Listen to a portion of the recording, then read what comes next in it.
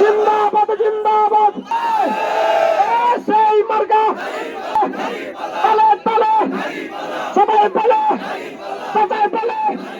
ময়মনসিংহের মুক্তাগাছায় আসন্ন জাতীয় সংসদ নির্বাচনকে কেন্দ্র করে বাংলাদেশ জামাতে ইসলামীর প্রার্থীর পক্ষে এক বিশাল ও বর্ণাঢ্য নির্বাচনী মিছিল অনুষ্ঠিত হয়েছে। বৃহস্পতিবার বিকেলে শহরের আব্বাসিয়া আলিয়া মাদ্রাসা প্রাঙ্গণ থেকে মিছিলটি শুরু হয়।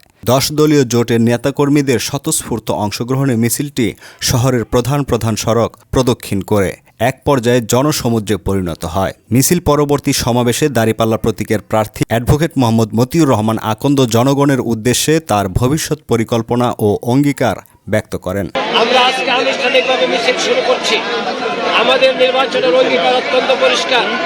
আমরা দুর্নীতিমুক্ত স্বচ্ছ প্রশাসনিক ব্যবস্থা গড়ে তুলতে চাই, অর্থনৈতিক ব্যবস্থাকে শক্তিশালী করতে চাই।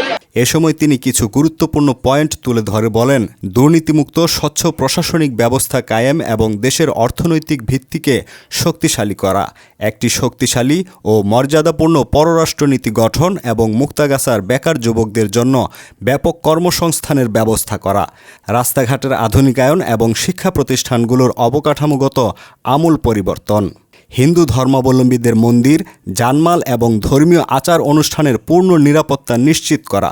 তিনি বলেন, কোনো দলের ওপর হামলা, জুলুম বা নির্যাতন করা যাবে না।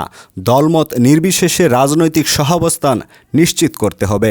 সমাপনী বক্তব্যে তিনি আরও বলেন, আজকের এই জনস্রোত প্রমাণ করেছে মুক্তাগাছাবাসী পরিবর্তন চায়। ইনশাআল্লাহ আগামী নির্বাচনে দাঁড়িপাল্লা প্রতীকের বিজয় সুনিশ্চিত।